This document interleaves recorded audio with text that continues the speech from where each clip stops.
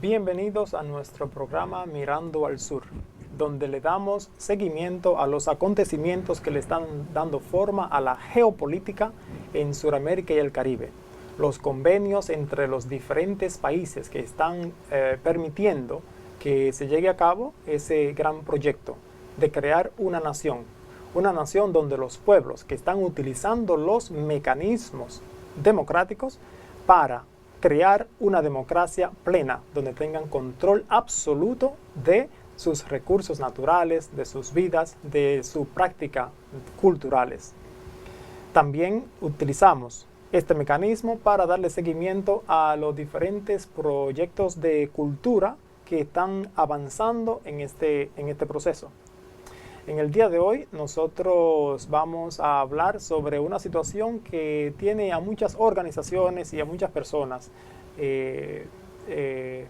con un sentimiento un poco agrio, un sentimiento de dolor, y es sobre el trato de las personas que están detenidas ilegalmente en la prisión de Guantánamo. Para eso nosotros tenemos hoy con nosotros a la joven Denise Romero. Denise Romero, ella es parte del proyecto de la Linterna Azul. Y bueno, Denise, te doy la bienvenida al programa Mirando al Sur. Buenas tardes, muchas gracias por tenernos aquí. Para comenzar, ¿me podrías decir qué es este proyecto de Linterna Azul? El proyecto de la Linterna Azul es una coalición de un grupo de organizaciones que está trabajando para poder cerrar la cárcel de Guantánamo Bay. Y bueno, nos unimos a partir de la crisis humanitaria que está pasando ahorita con la huelga de hambre de los prisioneros, y el nombre del proyecto se llama La Linterna Azul, debido a que muchos de esos prisioneros viven en condiciones muy difíciles y tomando ciertas partes de diferentes objetos en la prisión, crearon una linterna azul en la prisión. Muchas veces están en aislamiento, están en condiciones muy difíciles en la oscuridad, y bueno, esta linterna ha sido no solo una manera de sobrevivir, sino también un símbolo de su lucha. Esos prisioneros entraron en los 177 días de la huelga de hambre en esa prisión de Guantánamo. Nosotros estamos hablando de seres humanos que tomaron la decisión de entrar en una huelga de hambre y ya hoy tienen 177 días. Suena fácil cuando yo lo digo, 177 días, pero yo quisiera que los televidentes lo puedan contextualizar y puedan ponerse dentro de los zapatos de esas personas que lleguen al extremo de tener que someterse a una huelga de hambre para que puedan ser escuchados. Ahora imagínense ustedes que estén por la mañana cuando uno se levanta y no se haya desayunado, y sean las 11 de la mañana y todavía no ha tomado café, no ha tomado té, no ha tomado agua, no ha comido nada. Ahora imagínense que son la 1 de la tarde o que son las 3 de la tarde y no ha comido nada, que son las 6 de la tarde de ese día. A muchos de nosotros nos duele la cabeza cuando no comemos. Yo quisiera que Denise me ayude a contextualizar eso, 177 días. ¿Qué significa eso desde el punto de vista humano y de los riesgos que tiene eso? A ver. Sí, bueno, yo creo que a veces es muy fácil decir un número como 177 y no pensar en las implicaciones de ese número, pero como tú dices, mucha gente aquí en todas partes del mundo van más de 5 horas sin comer y se sienten mal, la salud, la calidad de vida baja muy rápidamente, y ahorita estamos hablando de 177 días que estas personas por simplemente su lucha personal y su propia decisión ha seguido en la huelga de hambre voluntaria por sí mismos. Y bueno, estamos hablando de acciones que se toman políticamente, socialmente, como huelga, a las condiciones en las que están viviendo estos prisioneros. Ahorita están en condiciones de tortura ilegal, por parte del Estado, y ya han estado en estas condiciones por muchos años sin ser juzgados, sin tener un proceso legal, y para ellos esta huelga de hambre es poder tomar esa tortura en sus manos y ser ellos los que toman la decisión sobre sus cuerpos, la decisión sobre sus vidas, que es algo que se les ha negado ilegalmente por parte del Estado de Estados Unidos.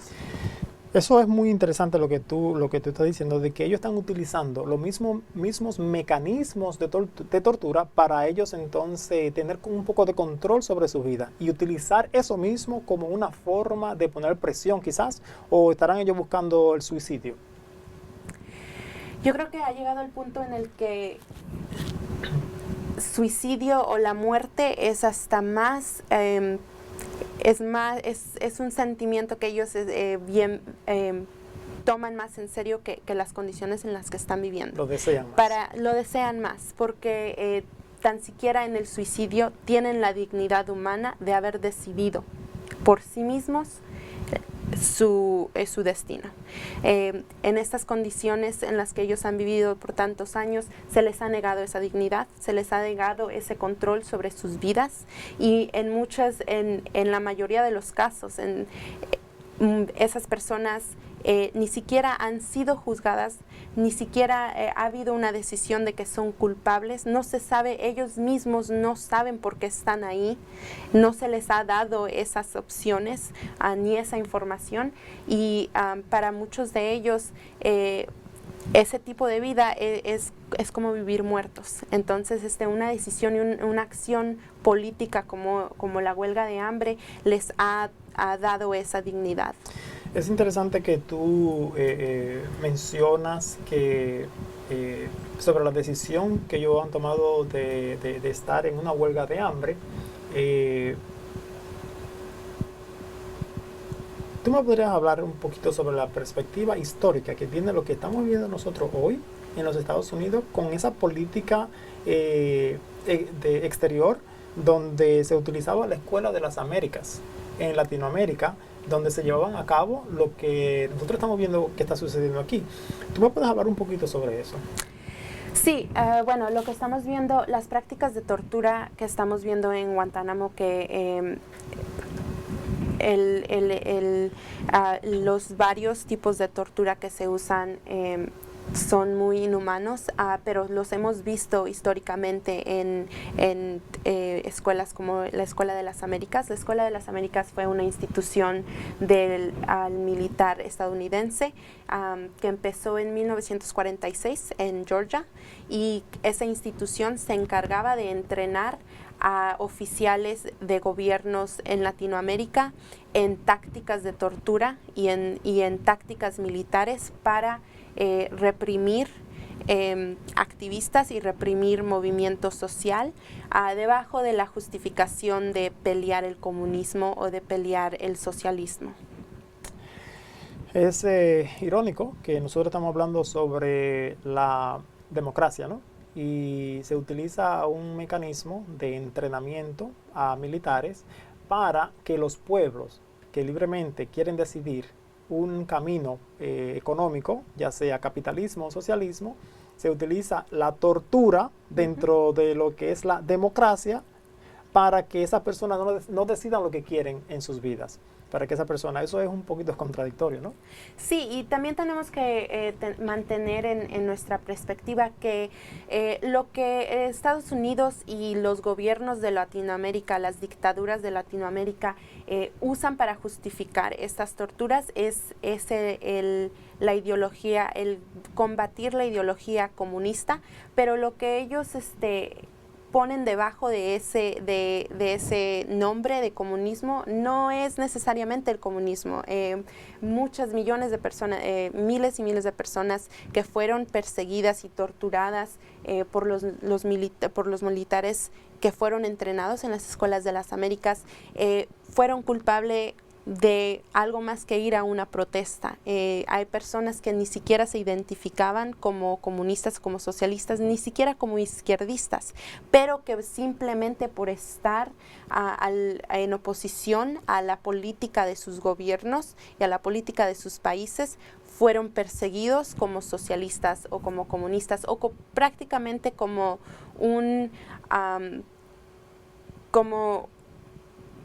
básicamente como un enemigo del Estado. Entonces tenemos que poner eso en perspectiva, porque también los prisioneros que están en Guantánamo Bay, como hemos visto, muchos de ellos no han recibido un juzgado, no han recibido un proceso legal que los haga culpables de ciertos crímenes. Muchas veces simplemente por haber participado en una acción o haber participado en cualquier tipo de movimiento social que el gobierno quiere justificar como comunista o enemigo, fue que ellos fueron perseguidos. Enemigos combatientes. Pero es interesante que muchos de ellos no tienen ninguna acusación.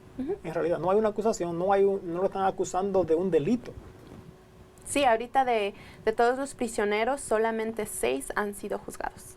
Mira, yo quiero que nosotros veamos este video. Este video nos va a dar a nosotros una pequeña muestra de lo que es la parte de la tortura que se están llevando a cabo. Una de las torturas que se están llevando a cabo es la alimentación forzada. Denise nos dijo a nosotros hace un momentito de que esos prisioneros, al estar desolados completamente y no tener ningún control sobre sus vidas, estar en ese lugar que no saben dónde están en realidad, porque están encerrados, y aparte de eso no saber ni por qué están ahí muchos de ellos, me imagino que la gran mayoría, la tortura mental y la tortura física. Cuando llega al extremo un ser humano de ponerse a utilizar los mecanismos de torturas para ello poder tener un poco de control. Una huelga de hambre es una forma de tortura y se están torturando a sí mismos, pero para poder tener una voz, para poder decir algo, puesto que no son escuchados, y nosotros los que estamos pagando los taxes no estamos diciendo nada, la gran mayoría. Vamos a ver este video donde se les viola a ellos el derecho a no comer, donde se les da una alimentación forzada. ¿Qué significa eso? Veamos este video.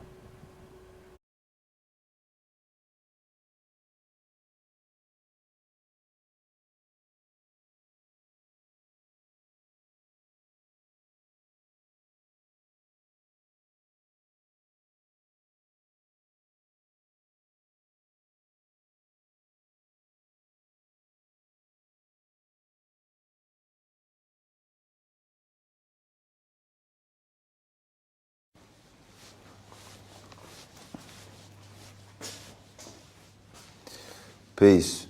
My name is Yassine Bey, and I'm here today to demonstrate the standard operating procedure for force-feeding detainees at Guantanamo Bay. Good morning.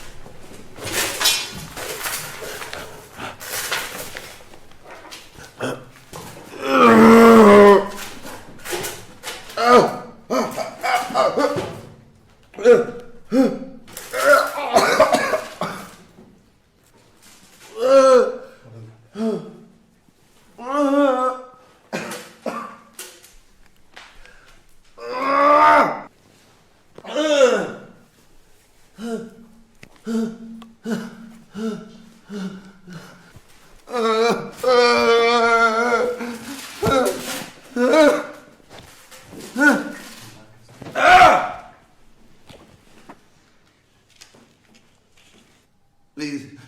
please, please, please, please, please, don't.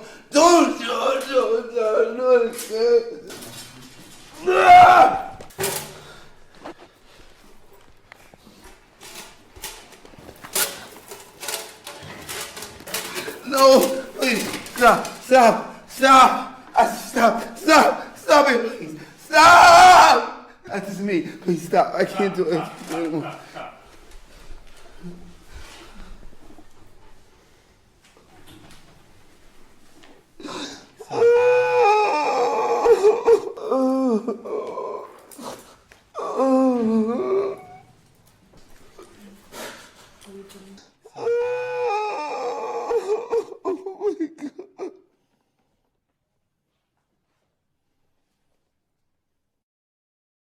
I really want to thank you guys for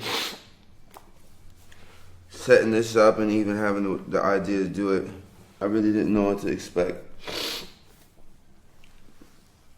I remember tubing and the first part of it is not that bad, but then you get this burning. I got this burning. And then it just starts to be like really unbearable. It feels like something was going into my brain, and it started to reach to the back of my throat, and I really couldn't take it. My name is Yasin Bey, and I've just taken part in a demonstration with standard operating procedure for force-feeding detainees at Guantanamo Bay. Peace and good morning.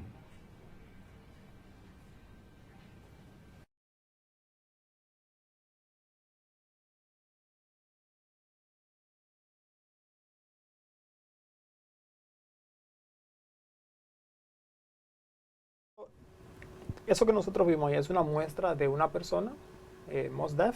Mos ¿sí? Def. Mos Def, que voluntariamente quiso hacer una muestra de qué significa ser alimentado forzosamente. Denise, ¿qué tú me dices de eso? Sí, Mos Def es un rapero aquí en Estados Unidos y mucha de su música él la usa para transmitir mensajes sociales, y él se ha enterado mucho de las torturas que pasan en Guantánamo y de todo este problema, y él decidió voluntariamente someterse a esa tortura que es el ser forzado a comer. Y para demostrar que la gravedad de esas tácticas, la gravedad que tiene en el cuerpo y básicamente la violencia que sufre una persona que ha decidido estar en huelga de hambre y que ha sido forzada a comer. Sí. Hay algo que está pasando aquí en Estados Unidos y es interesantísimo esto. Mira, Denise, son 177 días de la huelga de hambre de esos prisioneros en Guantánamo, ¿verdad? Pero también es el día 23 de la huelga de hambre en una prisión de California que se llama, ¿cómo se llama la prisión? Pelican Bay. En Pelican Bay. Mira, tú mencionaste sobre las prácticas de la Escuela de las Américas y cómo se utilizaban las prácticas de tortura y de matanza y perseguían a las personas. Sudamérica está cambiando. Estamos viendo presidentes progresistas que están llegando al poder.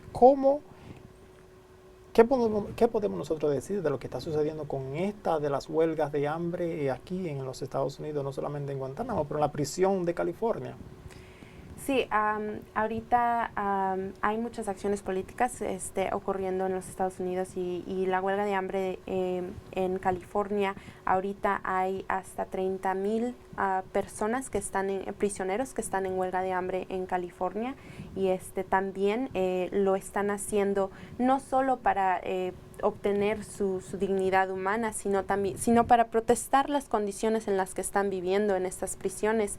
Muchos de ellos son aislados, son metidos en prisiones que no tienen ventanas, no tienen contactos con otros humanos por meses, sino años, y esto tiene un efecto psicológico muy grave y están en huelga de hambre para protestar ese tipo de tácticas, pero también para protestar las maneras en la que muchas personas son criminalizadas en este país y que son juzgadas en nuestros procesos legales injustamente. Tú me dices que duran meses y hasta años en un lugar, encerrado en una celda. ¿Cuántas horas al día estamos hablando? ¿20 horas, 10 horas, Estamos 23 hablando horas? de 22 a 24 horas al día. Hay muchas veces que no ven la luz en meses y hay veces que los dejan salir por algunas horas. Pero eso es una tortura que no tiene explicación en absoluto. Por crímenes, me imagino que muchos de ellos son inocentes.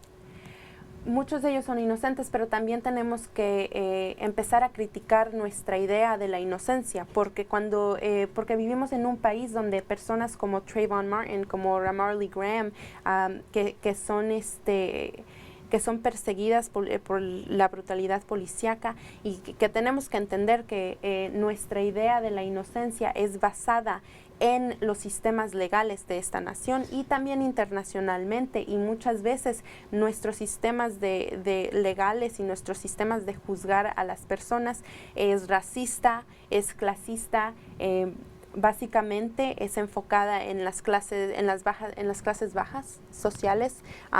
Muchas personas son criminalizadas por su color, por su raza, también por su clase, entonces también por su estado migratorio. En adición a las huelgas de hambre en California, también hay huelgas de hambre ocurriendo en los centros de detenciones de deportación, porque muchos inmigrantes ahorita también son perseguidos y deportados por su estatus inmigrante. Mira, yo quiero que hablemos un poquito más de eso. Tengo algunas preguntas sobre eso, pero yo quiero que vayamos a ver un video sobre la huelga de hambre de los prisioneros de la prisión de Pelican Bay en California. Es importante que veamos este video para que podamos contextualizar más lo que Denise nos acaba de decir. Entonces nosotros vamos a volver para continuar hablando sobre este tema de la deshumanización de los inmigrantes y de los negros, ¿no? Afrodescendientes aquí en Estados Unidos. Ya regresamos. A esta hora, familiares de los privados de libertad en huelga de hambre realizan una manifestación pacífica al frente de la Cárcel Federal de Santiago, en el estado de California. Tenemos vía telefónica a Fabiola Ruán. Ella es hermana de uno de los internos. Señora Ruán, buenas noches. ¿Cuál es la situación allí en la cárcel? Mire, la situación en la cárcel, están quebrando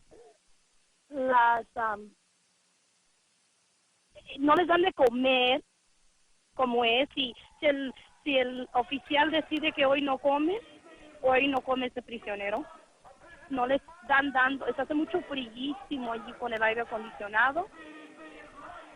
Los castigan en grupos en vez de que a una sola persona se le haga, si hace algo malo, que debe ser solamente esa persona, sino que hacen grupos por latinos o morenos o blancos, castigan a todos y generalizan.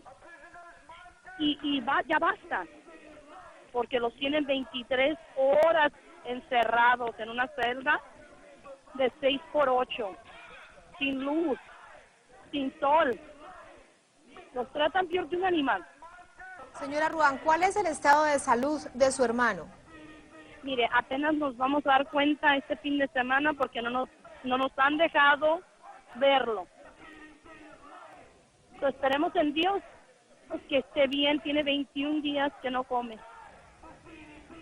Pero ustedes no saben, no hay un mediador que desde adentro de la cárcel se pueda enviar, por ejemplo, una carta, como sí ha sucedido desde otras cárceles en California, para tener información del estado de salud de sus familiares. No, ellos están anunciando que la huelga se acabó y eso no es cierto. La huelga sigue, la huelga de hambre. Precisamente las autoridades de la Cárcel Federal de San Diego habían dicho en horas de la tarde que algunos internos habían comenzado a ingerir algunos alimentos. Ustedes que están allí a las afueras de esta cárcel, ¿qué información tienen? Y no es cierto, no es cierto. La huelga de hambre sigue para que se les dé sus tratos justos y es mentira que la huelga de hambre ha terminado. Señora Ruán, Ellos no quieren- sí, la escuchamos. ellos también piden que se les dé una llamada por semana. No se les da ni una llamada. ¿Hace cuánto no ve usted a su hermano? Yo lo acabo de ver hace 2 meses. ¿Hace cuánto? 2 meses. Porque no yo le vivo han a permitido 14 el horas de acceso a donde verlo. él está. Aquí las autoridades se lo mandan lo más lejos para complicar la visita a los familiares. Esa es la situación a esta hora, entonces, desde la cárcel federal de Santiago. Señora Ruán, muchísimas gracias por ese tiempo para Telesur. Vimos ese video que nos da más información sobre los prisioneros de Pelican Bay, que tienen ya 23 días en huelga de hambre. Eso es aquí en Estados Unidos. Ahora, nosotros queremos continuar la conversación que estamos teniendo con Denise sobre la deshumanización de los ciudadanos de este país, la deshumanización de los inmigrantes, de los negros, la utilización del sistema de justicia que es utilizado de tal forma de que pueda servir a la agenda de las personas que son racistas, donde se distorsionan las leyes para que quepa dentro de una agenda donde se pierde la vida, se destruyen familias. Denise, continúame hablando un poquito sobre la política de deshumanización y cómo el establecimiento, muchos de los establecimientos son racistas. Sí, bueno, yo creo que la deshumanización es algo integral en un imperio. Y cuando hablamos de imperios como Estados Unidos, estamos hablando de un imperio que tiene en su política la deshumanización de cualquier persona o cualquier nación que está en contra o que no esté debajo de la agenda del imperio. Y lo hemos visto en la Casa de las Américas, que sirvió como una institución específicamente usada para entrenar a los militares de estos países para que puedan estar debajo de la agenda de Estados Unidos. Pero también lo vemos no solo en el militar, sino también en la política económica y social de Latinoamérica. Latinoamérica ha sido un territorio que ha sido usado básicamente como un laboratorio de política de Estados Unidos. Muchas de la política neoliberal, económica, social, la privatización de los servicios sociales en Latinoamérica ha sido específicamente política que ha venido de Estados Unidos.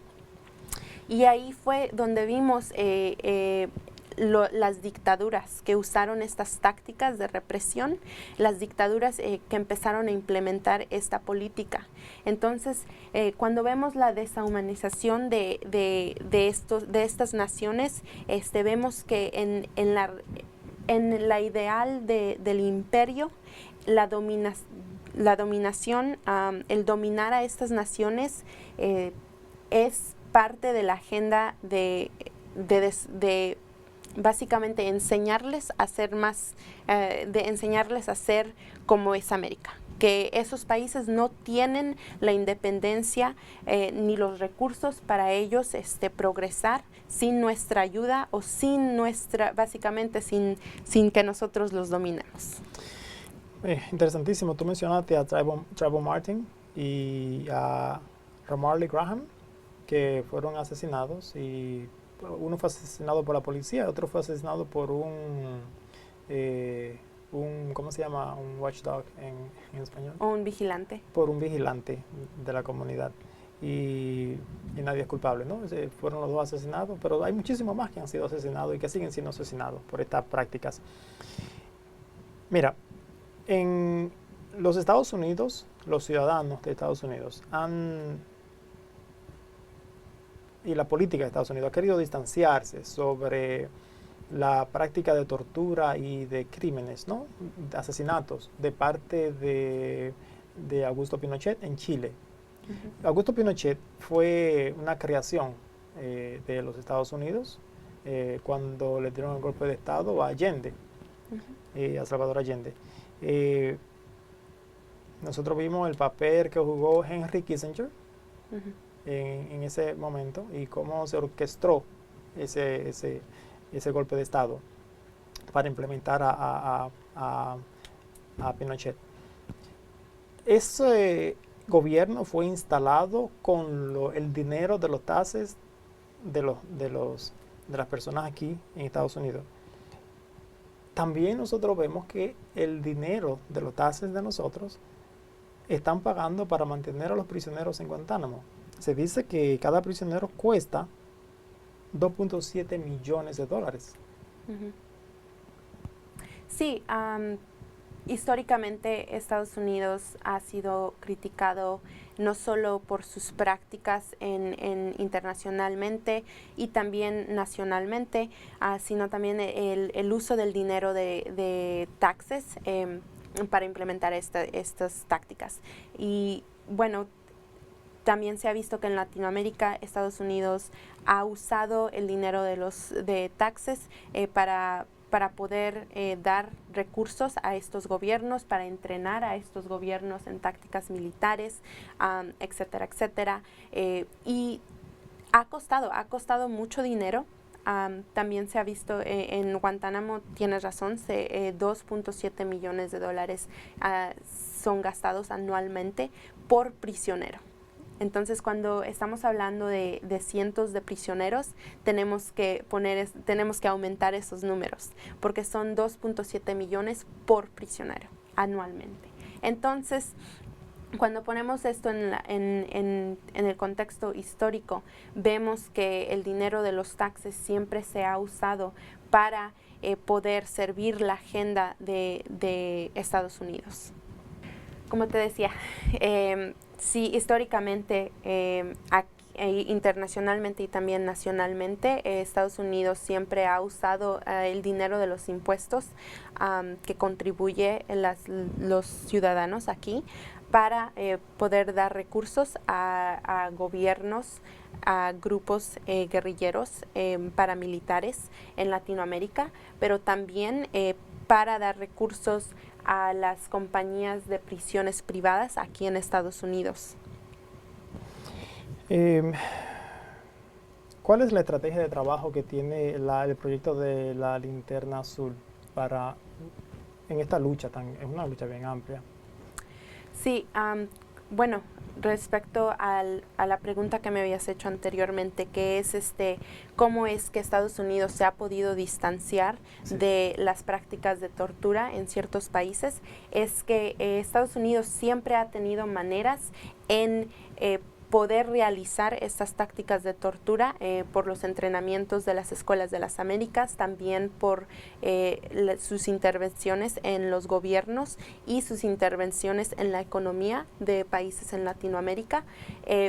Y ya cuando hay dictaduras que usan estas tácticas de tortura usadas en los Estados Unidos, es cuando Estados Unidos políticamente se distancia de esos países y también sale internacionalmente en contra de estas prácticas, aunque ellos mismos han sido los que han proveído los recursos para que se usen estas tácticas. Y lo que hemos visto es que no solamente Estados Unidos como una nación ha usado la pretensión de democracia para distanciarse de estas tácticas, sino que los ciudadanos de Estados Unidos viven en una burbuja creada por el Estado y creada por instituciones que siguen la agenda de los Estados Unidos. Estamos hablando de la media. Estamos hablando de los académicos, de instituciones académicas que ignoran estas contradicciones de Estados Unidos y justifican por debajo de la democracia y la libertad el uso de estas tácticas y también los recursos que Estados Unidos provee para el uso de estas tácticas. Entonces vemos que los ciudadanos viven en una burbuja de ignorancia ya involuntaria o voluntaria, en el que se desconectan de las vidas y de las condiciones que estas personas están viviendo en estos países y en estas prisiones ilegales.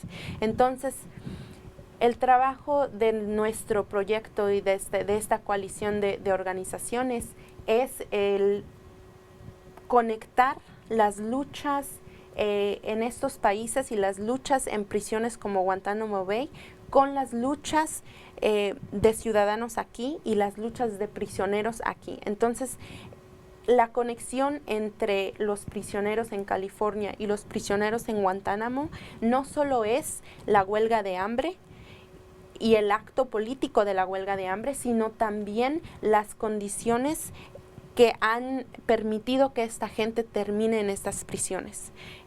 Hablamos un poco sobre Trayvon Martin y Ramarley Graham, que fueron asesinados por vigilantes, y Ramarley Graham por un policía de Nueva York.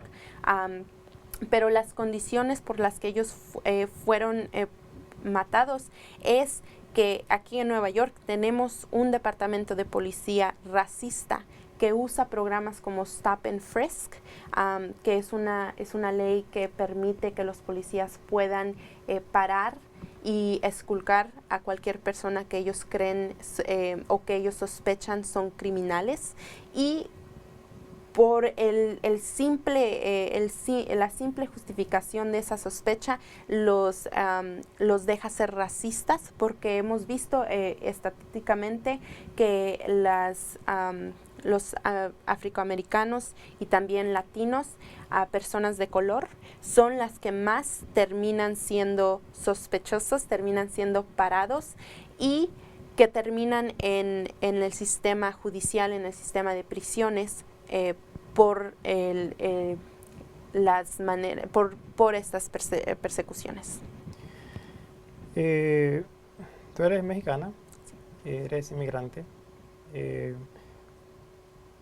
Esas persecuciones, cuando detienen a una persona, ese departamento que se llama DA ICE, ¿verdad?, que detiene a los inmigrantes y los encarcela, ¿cuál es el impacto que tiene eso en las familias, el impacto que tiene eso en las personas, ¿no? Sí, yo creo que la deshumanización de una persona siempre termina en la deshumanización de un grupo de personas y de todas las personas en sí. Y bueno, hemos visto que en el caso de inmigración, las razones por las que uno migra, para empezar, ha sido por las condiciones y la pobreza que se vive en Latinoamérica, por la política neoliberal y la política económica de esos países, que es influenciada por los Estados Unidos. Y hemos visto en la última década que la población de inmigrantes ha crecido a 11 millones de inmigrantes indocumentados en este país. Entonces también se ha visto la persecución de ese grupo y la detención no sé cómo decirlo, pero bueno, hemos visto la persecución de este grupo por el Departamento de Inmigración, y también ellos están en condiciones similares a los prisioneros de Guantánamo y a los prisioneros de básicamente todas las prisiones en América. Yo te hice esa pregunta. Estamos hablando sobre el Stop and Frisk que tú estabas mencionando. Entonces, tú mencionaste que se detienen a inmigrantes, a latinos, ¿no? Y también se detienen a los afrodescendientes en este país. Y menciono lo de los inmigrantes, aunque hablamos de eso anteriormente, es porque el alcalde Bloomberg y el comisionado de policía, ¿no?, dijo que eso era necesario, esa práctica, y que eso disminuye el número de crímenes. También Bloomberg dijo que el Stop and Frisk es desproporcionado porque los anglosajones, los blancos, son más detenidos que los negros. ¿Qué puedes decir tú sobre eso, esa declaración?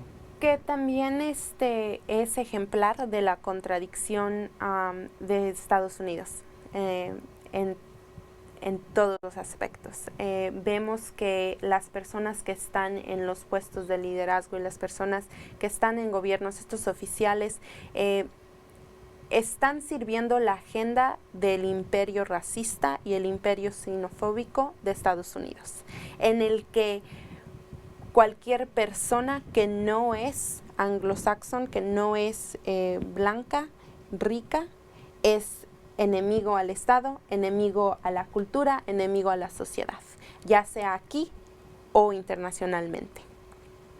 Entonces, hemos visto que él dice eso para justificar este tipo de política y este tipo de programas, pero informacionalmente es completamente equivocado. Hemos visto los estudios académicos que han demostrado que la gente, y ha tomado años hacer esos estudios, pero la gente latina y afroamericana, negra o de descendencia africana, es parada mucho más que las personas anglosaxonas o las personas blancas. Entonces vemos que en práctica estos programas son racistas porque en su ideología y en su empiezo es racista y es para servir la agenda del Estado.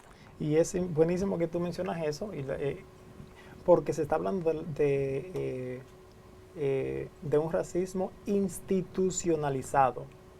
Y estamos hablando del alcalde de Nueva York, Mayor Bloomberg, quien está básicamente negando, que va con lo que tú dijiste, que cómo se distancia o cómo se ha podido distanciar los Estados Unidos en la práctica de pagar o mantener gobiernos que oprimen y torturan y matan a personas utilizando los grandes medios de comunicación y utilizando una táctica de política exterior y de comunicación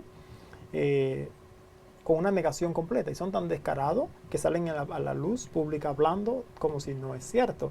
Como ahora, y entonces podemos comparar eso con lo que dijo Bloomberg, que Bloomberg dice, no, a los blancos lo detienen más desproporcionadamente, no que lo detienen un poco más o igual, pero lo detienen más desproporcionadamente. Desproporcionadamente quiere decir que cuando paran a un blanco 10 veces, a un negro solo lo paran 3 veces.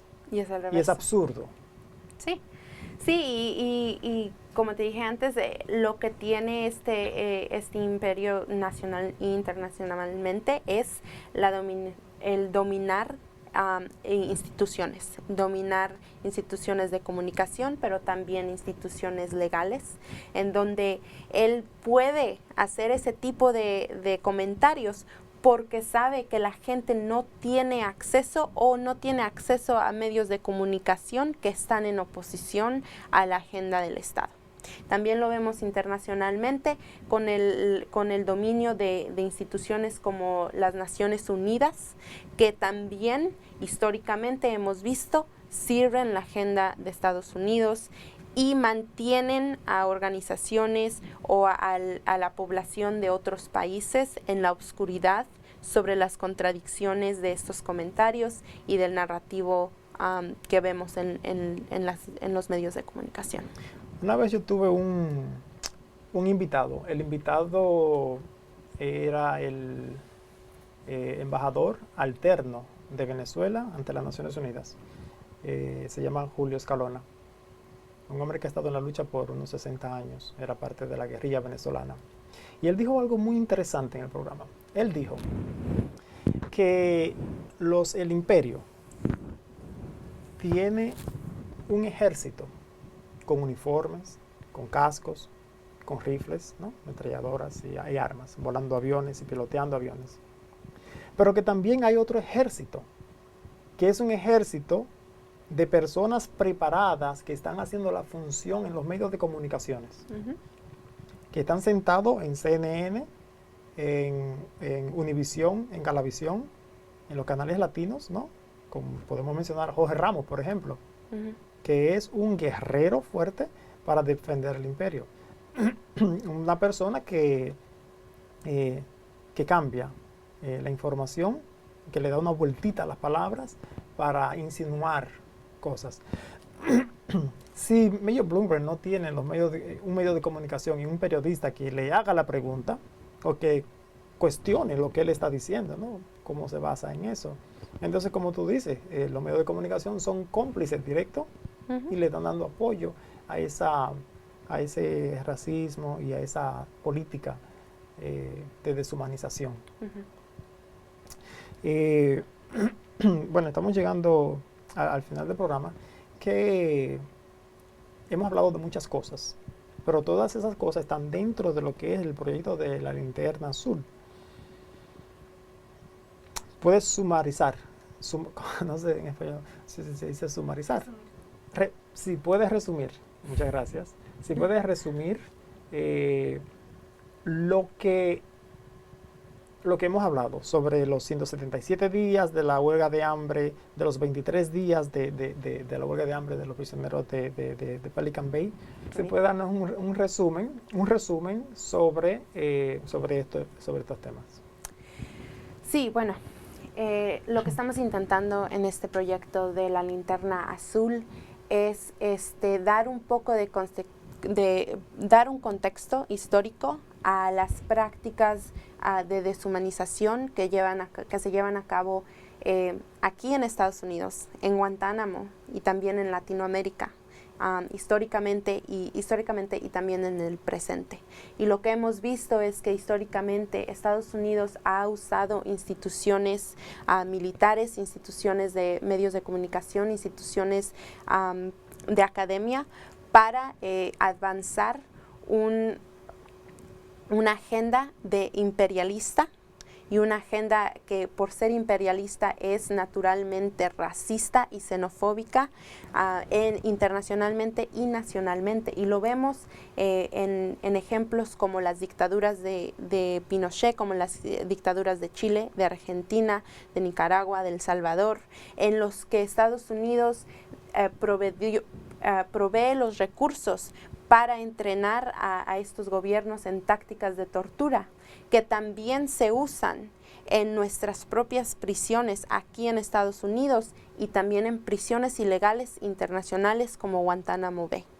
Lo que hemos visto, lo que estamos tratando de conectar es que la matanza de afroamericanos aquí en Estados Unidos, la persecución de inmigrantes latinos en Estados Unidos es parte de un narrativo más grande de opresión que Estados Unidos tiene por su dominio de los sistemas económicos y los sistemas e instituciones internacionalmente.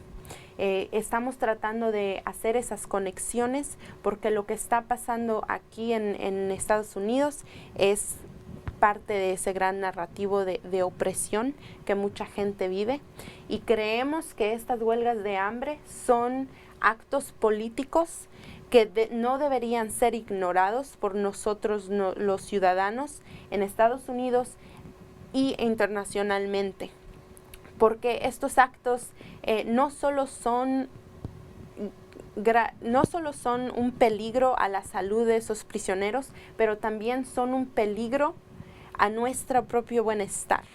Cuando un gobierno puede ignorar la acción colectiva de miles de prisioneros en varias prisiones y centros de detención, muy fácilmente puede también ignorar la acción colectiva política de ciudadanos que no están en estas prisiones. Entonces, cuando hablamos de protestas como Occupy Wall Street, cuando hablamos en protestas globales que están pasando en Latinoamérica e en Europa en contra del imperio estadounidense, tenemos que ver que esa represión es también parte de las tácticas de tortura y de represión que se ve en estas prisiones. Al mismo tiempo, Vemos estas huelgas de hambre como una crisis humanitaria, no solo por las prácticas del Estado, sino por la ignorancia del público general y por la ignorancia intencional de los medios de comunicación. Es una crisis humanitaria no solamente por las condiciones de estos prisioneros, no solamente por las implicaciones de estas acciones políticas, sino por la falta de humanidad que el público general ha demostrado en saber sobre esta causa y no actuar, en dejar que los impuestos de los ciudadanos se usen para estas prácticas. Y también vemos que la deshumanización históricamente se ve en el presente y se va a ver en el futuro si no es que actuamos. Maravillosa las palabras tuyas, Denise, lo último que acabas de decir. Yo espero que esta lucha que ustedes están llevando a cabo, el proyecto de la Linterna Azul, yo espero que sea un proyecto que siga dando a conocer esto que está sucediendo. Esto es algo monstruoso. Me imagino que tienen equipos de legal que están cuestionando las prácticas de esos detenidos, que son básicamente secuestrados de otros países. Y yo espero que en la lucha de nosotros acá pueda aprender algo de esa inmensa lucha de los pueblos originarios de Sudamérica y el Caribe, que han podido llevar a presidentes como Evo Morales al gobierno, ¿no? Que gracias a Evo Morales se creó la República Plurinacional de Bolivia, lo que está sucediendo en Venezuela, en Ecuador y esos otros países que quieren formar una gran nación, una nación donde exista más igualdad, donde exista menos desigualdad, donde haya más justicia, donde exista más la práctica de cultura, que exista el amor, que exista más la comprensión, que exista más el acceso a la educación, acceso a una alimentación, como decía Hugo Chávez, vivir viviendo, como dice Correa, que tenga más calidad de vida, donde a la persona se le respeten los derechos humanos y los derechos civiles. Denise, yo te doy una gracia inmensa por estar aquí en este programa, y si quieres, no sé si tienes algo más para concluir. Sí, bueno, esto es un mensaje más práctico y dirigido al público aquí en Nueva York específicamente. Nosotros estamos trabajando, como dije antes, el proyecto Linterna Azul es un proyecto de varias organizaciones, también internacionales y legales, que están peleando estas prácticas de tortura, pero nosotros estamos basados aquí en Nueva York. Y ahorita tenemos acciones y tenemos acciones de educación popular en diferentes partes de la ciudad. Ahorita, mientras yo hago esta entrevista, tenemos una acción en el Bronx donde tratamos de traer este tipo de información a la comunidad, especialmente la comunidad migrante y la comunidad afroamericana, para que podamos hacer esas conexiones entre luchas y podamos también actuar colectivamente en nuestras ciudades y en nuestros vecindarios. Vamos a seguir teniendo acciones en todas las partes de esta ciudad, en Queens, en Bronx. Podemos dar más información sobre todo eso. Tenemos una página de Facebook, The Blue Lantern Project, donde ponemos toda esa información, y también nos pueden contactar por nuestro correo electrónico, y esperemos que la gente aquí en localidad se una a esta lucha. También, si no se puede físicamente unirse a esta lucha, que hable sobre estas cosas, que dé información a su comunidad sobre todo esto que está pasando. Bueno, Denise, muchísimas gracias, y al público televidente le quiero dar las gracias por su sintonía, y nos vemos la próxima semana. Hasta luego. Denise, eres excelente, fantástica. Cada uno. peace poets, along with Witness Against Torture and Your Conscience, are demanding justice. This is an emergency call.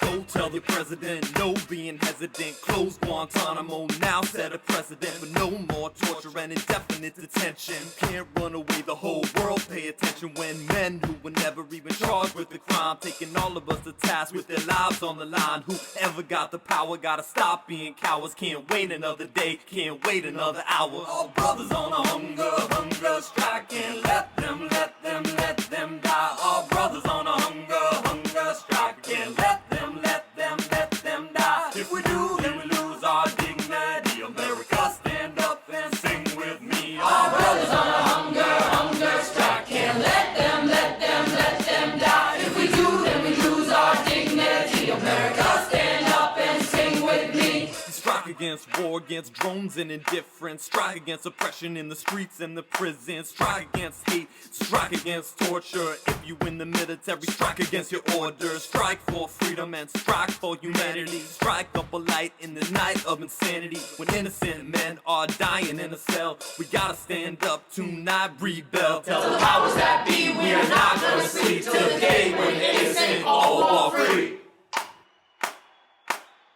All brothers on a hunger strike. Can't let them die. All brothers on a hunger strike. Can't let them die. If we do, then we lose our dignity. America.